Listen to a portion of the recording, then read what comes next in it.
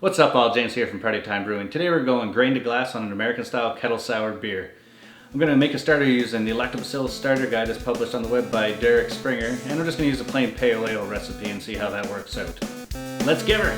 Party time brews. This song ain't no good, but we got nothing to lose. Party time brews. Here's another brewing clip, you can watch it if you choose.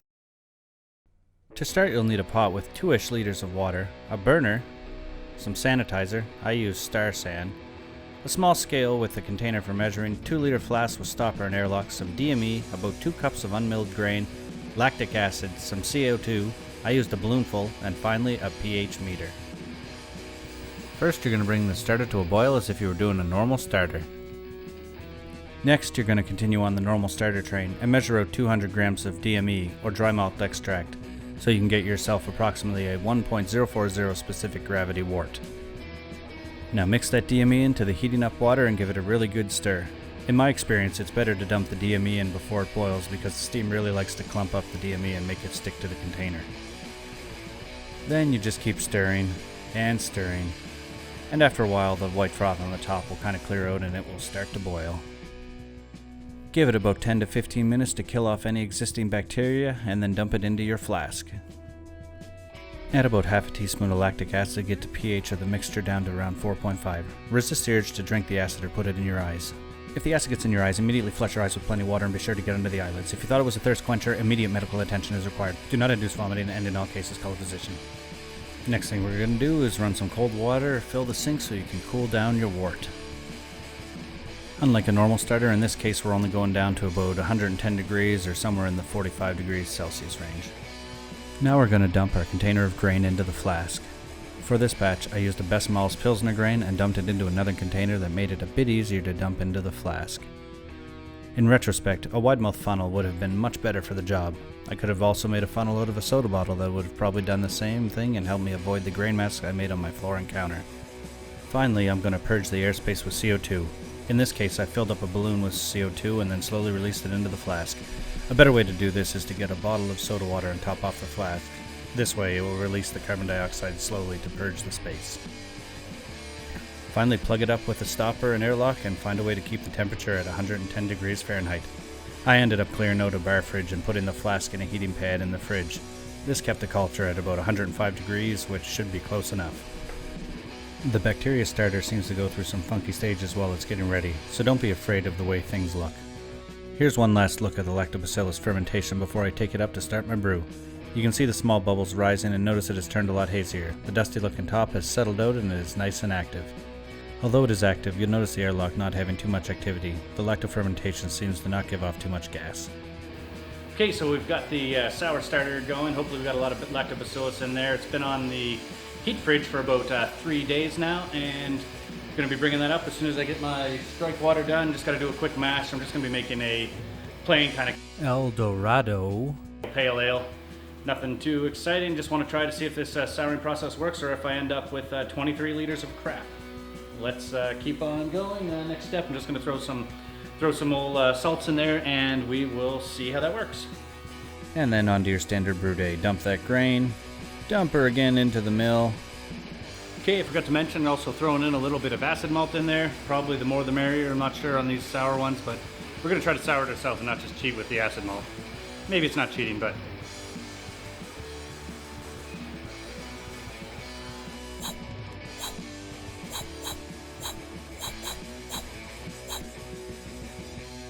Mill up your grain as we prepare for the mandatory grain grab. Then I dump it, stir it, set up my equipment, and wait for the mash to finish. Mash is done. Time to easily set up that system for the sparge. Wow. okay, so up to this point we've done everything as normal other than start the starter for the lactobacillus or whatever kind of fun stuff it gives. Okay, but yeah, we're just gonna bring it up, and we have some lactic acid. We're gonna bring the pH of this down to 4.5. Feel free to comment below if you have a good reasoning why we do that, but that's what it said in the instructions I found, so we're gonna bring this bad boy down to 4.5. So I'll do that now. In this case, I used 1 tablespoon of lactic acid. Checked it with my pH meter, it was sitting at about 4.5. Then I boiled it down for 10 minutes to kill off any bacteria. It was then chilled to 45 degrees Celsius or 110 F before adding my lactobacillus starter. One of the things I did right now that I made a mistake is I did not smell it before I cracked it and just started dumping. It smells like it's a sour. It smells good. What you're not looking for is baby vomit or other crappy smells. Now it's time to seal it all up. I use plastic wrap. The best way I find to do this is to get a seal and just use a small area of it first, just above the clamps. Once you go around that a few times, use a larger width to cover down the sides more. This will usually maintain a good seal. On my first attempt, I ended up using ratchet straps around the edge to get the seal I was looking for. Put your bung in and then set the temperature to about 45 degrees Celsius or the 110 Fahrenheit. So it's been 2 days since I threw the souring starter into the grandfather with the wort, and it's just about time to check that pH.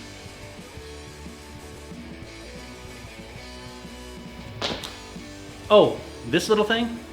Yeah, that's my t-shirt. Check my YouTube page for links so you can get your own. Now that you've bought a t-shirt, just pour a sample and take the pH reading. Unwrap the kettle and take the bung out of the bung hole. Here's another place that looks a little different. The lactofermentation leaves a little krausen at the top, and after you start heating for the boil, you'll notice that it boils a little differently. It comes out almost like a meringue or kind of marshmallow fluff. Now that we're waiting for the boil, it's a good time to measure out your hops. I used all El Dorado and measured out 30 grams for the 60-minute edition and 45 grams for the 5-minute edition. Once it's boiling or just about boiling, you'll notice it does start to foam a lot, so you're going to have to keep stirring and possibly turning the temperature on and off until you get to the hot break so you don't overflow. Okay, we've just hit the hot break. Doesn't seem to want to foam over anymore. Now I'm going to add 30 grams of El Dorado for the bittering, and then I'm just going to add another 45 grams of El Dorado somewhere near the flame mode, probably around 5 minutes, and we'll see how that tastes with this sour. Gotta get the hops. Wow! Should have done that slow motion. Looks a lot better slow motion. Holy beep! Okay, we're good. And now, using the art of time travel, we're at the 5-minute edition. 45 grams of El Dorado. Then, after the boil's done, we're going to transfer it into our sanitized bucket. Check the specific gravity, then throw in the yeast. Remember to sanitize your yeast pack, sanitize your scissors, cut open your yeast pack, and dump it in. Give the bucket a good shake, put your airlock on, and you are good to wait the 2 weeks for it to ferment. Time to pour the beer. Don't worry about those nice taps in the background. I'm going to use the picnic pump. Here you go. Perfect pour. No, okay. Let's get rid of that. Try it again. Here we go for the perfect pour. This one's coming in a little better now that the initial stuff's purged. Not too bad looking there. And yeah, that's alright. No, let's get rid of it. Now this time, perfect pour. Oh, gotta set up the background. This place has to look perfect. There you go, glass. Don't mind that little bit of water left over. This is going to be the perfect pour. There you go. It's pouring alright. Third time's the charm. Now that's not too shabby looking. Give it a little back and forth. Let's get it out of the picture. Rub the glass a bit. And now let's talk about it. Okay, so we've poured the beer. Doesn't look too bad. Got a reasonable head. Looks like the head retention's not amazing, but I don't even really know what amazing head retention looks like, so sure. It's kind of hazy. Might just be a bit of chill haze, but she's not super clear there, but she looks all right to me. I really don't know how to review beers, so this is just what I'm going with. Another thing is, I didn't really mention it before, but I added 4 ounces of raspberry flavoring to the keg just because it tasted like something that would taste better with a little bit of flavoring. The 4 ounces wasn't quite enough to give it a... Oh man, I shouldn't be reviewing it before I drink it. Hold on a second. Smells like a sour beer. Still smells like a sour beer. She got a really good sour taste to it. When I first had a sip of it, obviously this isn't my first taste, but when I first had a sip of it, kind of felt a little bit overboard. Felt really sour, kind of like a Sour Patch Kid or something along the lines there. But I happened to go to a brewery last night and tried a couple of their sours, and it's right along lines with their sour type. So it's not too bad. It's not the sourest beer I've ever had, but it's definitely not a super mellow one. The sour flavor is definitely there, and I'll maybe try for some more flavors out of it. Let's see.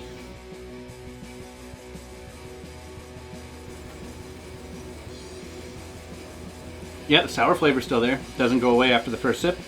Funny thing I found with this is that it is a little bit malt forward. A lot more malt forward than I see in a lot of the other beers that I make. With the 30 grams of El Dorado for bittering and the 45 grams for the hop stand, I was expecting a little bit more hoppy beer, but the sour kind of took over most of the flavor, which isn't necessarily a bad thing. I really enjoyed this beer, and it's definitely good for the one or two on a summer's day. Probably can't crush them all day long, but don't really want to crush one type of beer all day long anyway. So yeah, I'm quite happy with it. I thought my sour beer experiment would go to be a mess, and it was not. So awesome.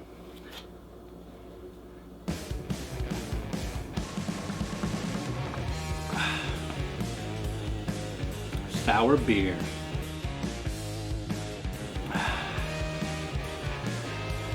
Sour beer.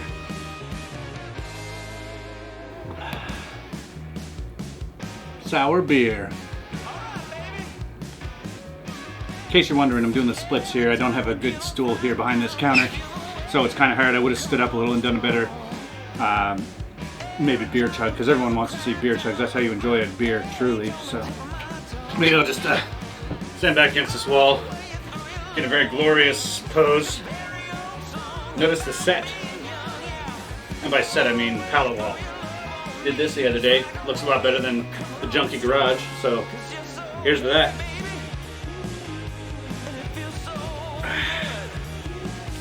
Yeah, I like it.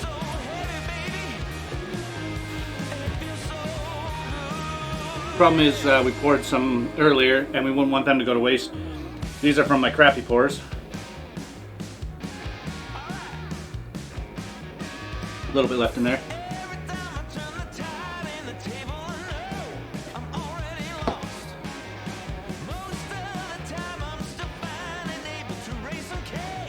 Yeah, still good. Gonna just comfortably rest against this wall.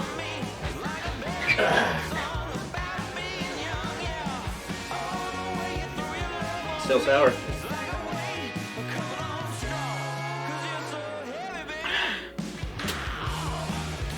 Thanks for watching. Don't forget to subscribe. Give me a like if you like sour beer. Or beer. I got nowhere to go. I'm literally trapped here. I can't do anything clever.